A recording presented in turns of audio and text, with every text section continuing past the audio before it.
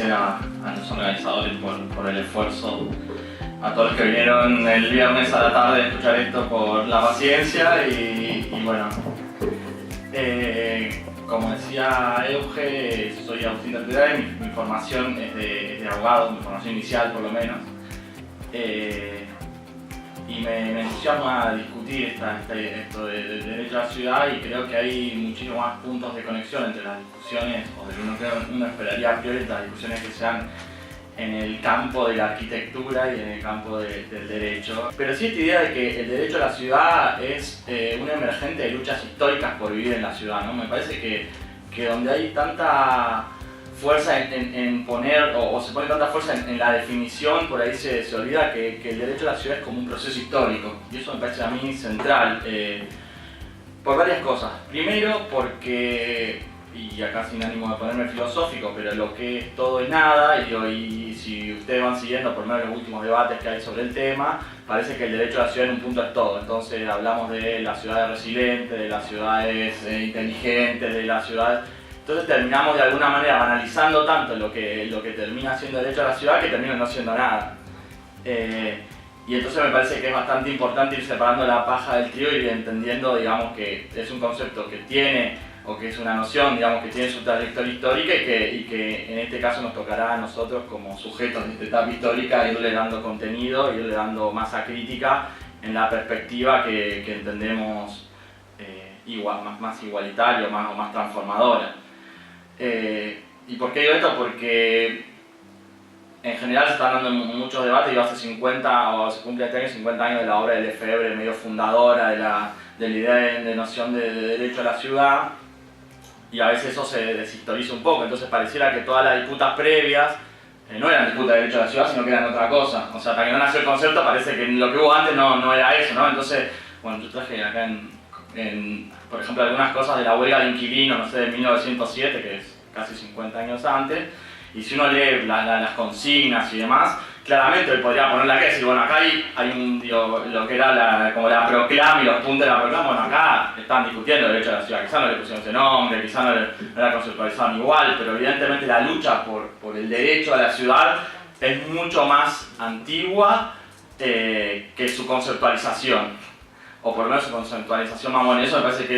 es importante, porque entonces vamos a ver que hay cosas que no fueron definidas como derecho a la ciudad, pero que son disputas reales por transformar la ciudad, y un montón de cosas que son derecho a la ciudad y que en realidad no implican nada o que son conceptos vacíos. Incluso sin meterme en la especialidad de los arquitectos, pero Lefebvre en su momento, digamos, cuando empieza a desarrollar esta idea de derecho a la ciudad, lo pone como un concepto para discutir con una visión más funcionalista de la ciudad de esa época, y empezar a pensar la ciudad como este conjunto de relaciones sociales, o un espacio donde pasan relaciones sociales, y su propuesta es profundamente democrática, ¿no? Radicalizar la democracia, radicalizar la gestión democrática de las ciudades, y en parte tenía que ver con contestar una situación que pasaba en ese momento, como una visión de cómo se pensaba la ciudad. Entonces ahí es cuando empieza a pensarse esto de este derecho a la ciudad, de alguna manera empieza a conceptualizarse como este derecho a la vida urbana y a una decisión democrática sobre la construcción de la ciudad, que seguramente lo van a seguir discutiendo y demás. En lo que hace más que nada a la idea de derecho a la ciudad también, está asociado mucho como el término derecho a la ciudad. Bueno, derecho evidentemente es algo jurídico, por eso lo precede en su definición. No obstante, si uno más o menos examina por lo menos ese trabajo de Lefebvre, que es el de derecho a la ciudad, en realidad no es un texto jurídico ni mucho menos, y de hecho tiene pocas cuestiones jurídicas, sino que más que nada presenta, digamos, aspectos políticos, ideológicos, culturales que hacen el proceso de urbanización, y que incluso soslaya bastante el papel del orden legal en la conformación de la ciudad. Y creo que ahí hay otro punto de discusión para pensar cómo el derecho a la ciudad dialoga con el orden legal de la ciudad y cómo lo tensiona, lo transforma y demás. De alguna manera también, los que venimos un poco más de los estudios críticos del derecho y demás, entendemos, digamos, y ahí también hay otro cuestionamiento, esta idea de definición de que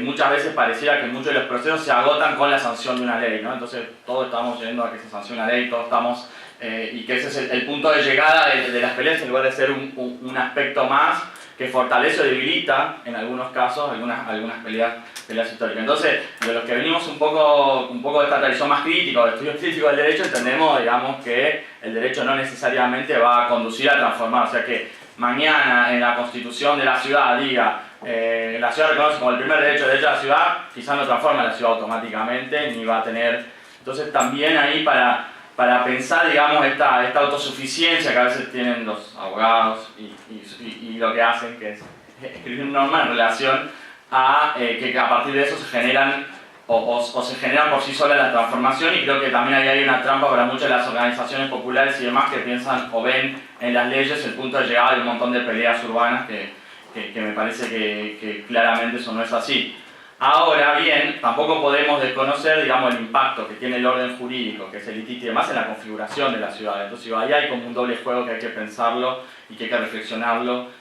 entre todos, y creo que es una discusión demasiado importante como para que quede solo en manos de abogados. Esto de la idea de la gestión democrática y todo, parece que de alguna manera construir casas es de arquitectos y hacer leyes es de abogados, y ahí es donde empezamos con el despelote, y como hicimos el despelote de las ciudades en las que hoy vivimos, ¿no? Entonces, digo, en general, digamos, los que, y contradiciéndome con lo primero que decía, digo, los que van construyendo la idea de derecho a la ciudad han intentado que la misma recete varias cosas, ¿no? Como la primera es que pensar que es un derecho colectivo, o sea, esta idea de superar la idea de una sumatoria de derechos individuales para pensar en un derecho colectivo, para pensar la idea de los bienes comunes. Que básicamente les confiere a todos los habitantes el derecho a vivir de manera igual y disfrutar igual la ciudad, la estimación de acción y organización, lograr el pleno ejercicio del derecho a la autodeterminación y el nivel de vida adecuado, que es interdependiente con todo el resto de los derechos. Hay un primer eje que por lo menos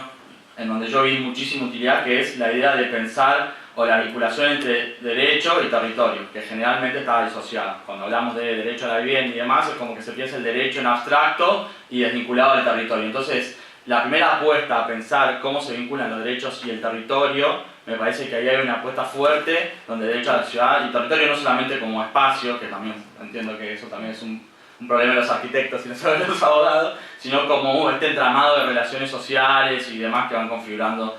el territorio. El derecho a la ciudad también para mí implica repensar otro eje, que es el derecho al desarrollo. ¿Y a qué voy con esto? Que si el derecho a la ciudad, y vuelvo a lo primero, no cuestiona las formas de desarrollo de la ciudad, la verdad es que está vacío de contenido. Si el derecho lo que nos va a decir es cómo adaptarnos un poco más a este desarrollo de la ciudad, me parece que no tendría demasiada razón de ser. ¿Y por qué digo esto? Porque en general al pensar esto, estamos pensando en varias cosas y pensamos una visión crítica que el derecho a la ciudad debería ser sobre el desarrollo de las ciudades actuales. Primero, a pensar en la función social y ecológica de la propiedad y de los bienes de la ciudad. Creo que esta ciudad, como sumatoria de derechos privados, creo que nos ha llevado un poco a esto cuando la propiedad es la que manda. La distribución justa de los cargas y beneficios de la ciudad, digamos, hay una minoría intensa que está beneficiando del desarrollo de la ciudad y la riqueza colectiva que produce la ciudad. Entonces, si no hay cambio en el patrón de acumulación de eso, me parece que es bastante complejo. El derecho igualitario al uso y goce de la ciudad, que hoy sabemos que no es así, hoy sabemos que el uso y goce de la ciudad va a estar determinado por tu localización, por tu sector social y demás. Y sobre todo para pensar algunas cosas que hoy se presentan como espacios de falta de desarrollo. No sé, cuando hablamos de inclusión urbana, cuando hablamos de villas, pareciera que son los espacios de la ciudad donde falta desarrollo de ciudad. Acá lo que falta es ciudad y no las consecuencias de un determinado modelo de desarrollo urbano. O sea, si uno más o menos pudiese seguir las cuestiones que van configurando la ciudad en los últimos años, uno vería que se mantiene la misma población en los últimos 50 años, no obstante eso la población en villas aumenta, se densifica, se construyeron millones de metros cuadrados y eso no dio respuesta a la crisis habitacional, donde hay más población viviendo en precariedad habitacional, a pesar de que hay la misma cantidad de población que hace 50 años. Entonces digo, si uno piensa que, por ejemplo, el espacio de las villas y los sectores populares en la ciudad es el de que ahí llegue el desarrollo, que ahí llegue y había estrategias, ¿no? Hay muchas de esto que decía también de, bueno, vamos a darle el título de propiedad, que a partir de que eso entre en el mercado inmobiliario, eso se va a desarrollar, ahí va a tener la posibilidad de pedirse un crédito, de construir la casa y todo eso, esos mitos sobre que determinados lugares de la ciudad lo que estamos haciendo es darles la posibilidad de que se desarrollen, porque si no van a ser, o van a seguir siendo así porque no tienen la suficiente capacidad de desarrollarse. Y sobre todo me parece que acá hay un punto central, y creo que también hace la planificación, a la construcción de las leyes, que es la idea de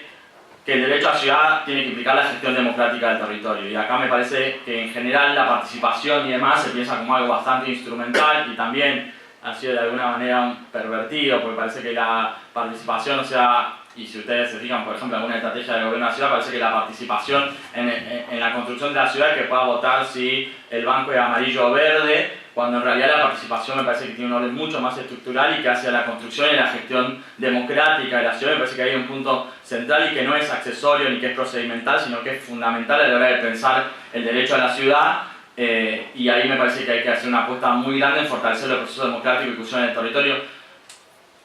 Creo que en eso incluso el Centro de Hábitat tiene bastante gimnasia en los proyectos participativos de urbanización y demás, pero también creo que hay espacios donde parece que seguimos segmentando. Entonces parece que las villas solo discuten las villas, pero la ciudad no la pueden discutir las villas. Bueno, acá me parece que todavía tenemos fragmentaciones donde no encontramos todavía la vuelta. Y lo último que me parece a mí, que es otro eje como articulador para pensar el derecho a la ciudad, tiene que ver con cuál es el rol del orden legal en la configuración de la ciudad. Y acá se me ocurren muchos ejemplos, no solamente los grandes ejemplos como la discusión del código urbanístico que se está dando en la ciudad, donde es, obviamente discutir el código urbanístico, discutir el valor de la ciudad, cómo se van a distribuir los costos y los beneficios de la ciudad y demás, sino en los microjurismos cotidianos que hacen que el acceso sea como desigual a la ciudad. Ejemplo, nosotros tuvimos en varios casos, pero uno que me parece particularmente que explicita esto es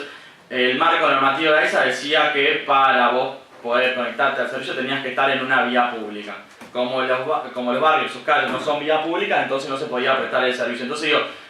ahí es cuando me parece que el derecho a la ciudad se hace carne como en esos microjurismos donde vemos que todo el tiempo, esto que decía Pedro de los papeles, de cómo es la formalidad y cuáles son las consecuencias que tiene eso, ese orden jurídico en el disfrute cotidiano y el acceso cotidiano a la ciudad. A mí me parece que hay un desafío para los abogados, pero no es solo de abogados, enorme de ir identificando como en cada uno de esos dónde y de qué manera el derecho a la ciudad se hace carne en esas discusiones que son mucho más pequeñas, mucho menos ambiciosas, que por ahí a todos les gusta discutir sobre los grandes derechos, sobre los grandes procesos, pero muchas veces la realidad y la vida de un montón de familias se sigue en esas pequeñas normativas, en esas pequeñas cosas que nos dejan afuera o adentro de un montón de situaciones de la ciudad. Entonces y volviendo a esto, me parece que sobre estos cuatro ejes se puede empezar a dar carne a una discusión más fina sobre el derecho a la ciudad, se la puede llevar a una discusión concreta sobre cómo debe interpretarse el derecho a la ciudad en esta etapa histórica y qué disputas concretas viene dando.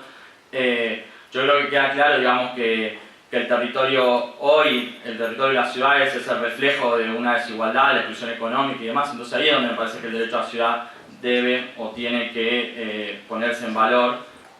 Hay un camino, y esto que volvía, que hicieron muchísimas organizaciones populares y demás en darle como positivización o juridificación la idea de derecho a la ciudad, y en algunas constituciones más fue receptado. Incluso en Hábitat 3, que en la Conferencia de Naciones Unidas hay una referencia bastante oblicua, pero al derecho a la ciudad.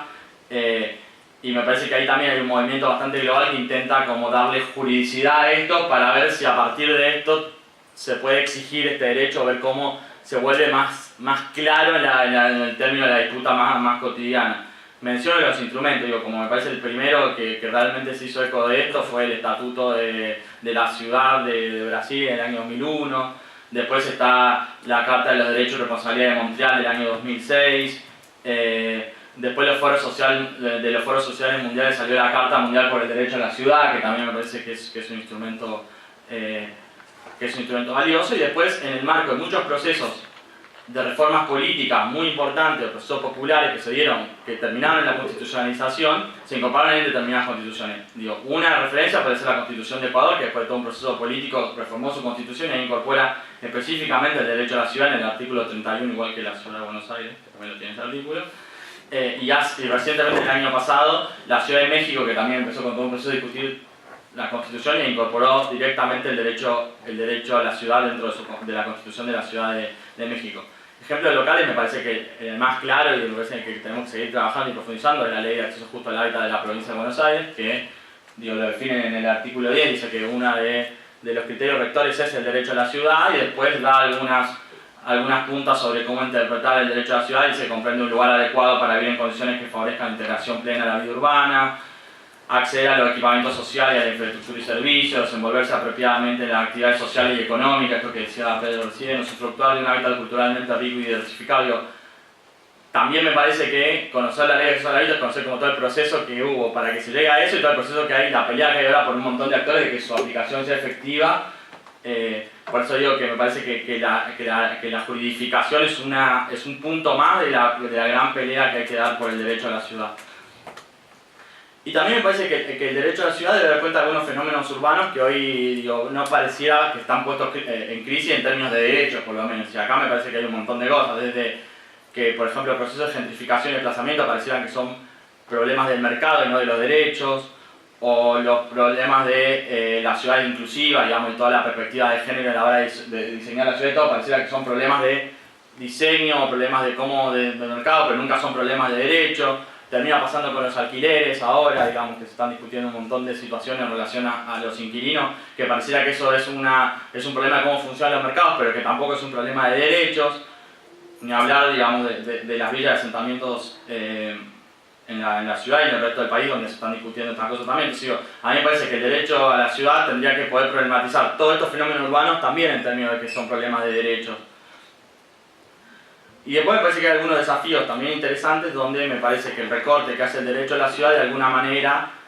también divide o si no se trabaja con cuidado, fortalece esta división entre la perspectiva entre lo urbano y lo rural, donde pareciera, digamos, que son dos desarrollos que están en paralelo pero que no tienen puentes que comunican a unos con los otros, y me parece que ahí también el desafío de por qué, digamos, o cómo se hace cargo el derecho a la ciudad de la ruralidad y de la vida en el campo,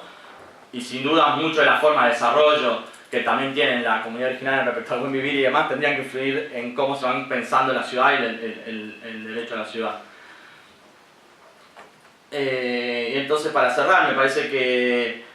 creo que el derecho a la ciudad, para que no perder contenido, tenemos que tener como dos faros, que uno tiene que ver con cuestionar el modelo de desarrollo de la ciudad y en lo que hace la gestión de la ciudad, a la gestión democrática de la ciudad. Entonces, si no están esos dos elementos claros, a mí me parece que estamos hablando de otra cosa, pero no estamos hablando de derecho a la ciudad. Creo que también el derecho a la ciudad tiene un desafío muy grande, que es que podría ser o podría constituirse en un ordenador social. Digo, pensemos en esto, digo, que el histórico ordenador social fue el trabajo. Creo que hoy el trabajo está en crisis globalmente, y acá quizás el habitar y vivir en la ciudad podría ser un nuevo ordenador para pensarnos socialmente. De hecho, en la Constitución, por ejemplo, de 1949, el derecho a la vivienda estaba comprendido como parte de los derechos al trabajo. O sea, el derecho a la vivienda era parte de los derechos del trabajador. Bueno, hoy creo que la realidad laboral y de los trabajadores en el mundo ha cambiado, y creo que el derecho a la ciudad podría ser un ordenador interesante para pensar la ciudadanía, la integración social, el ejercicio de derechos individuales y colectivos y demás. Me parece que tiene como esa potencialidad quizás de ser algún ordenador. Entonces me parece que el desafío que tenemos todos acá, y que me parece que tiene este seminario y todo lo que venimos discutiendo, es entender, me parece, en cada discusión específica dónde estamos construyendo derecho a la ciudad y dónde no. Y me parece que hay que bajarlo a esa discusión, y me parece que están en la discusión de la cooperativa, está en la discusión del proyecto, está en la discusión de la ley.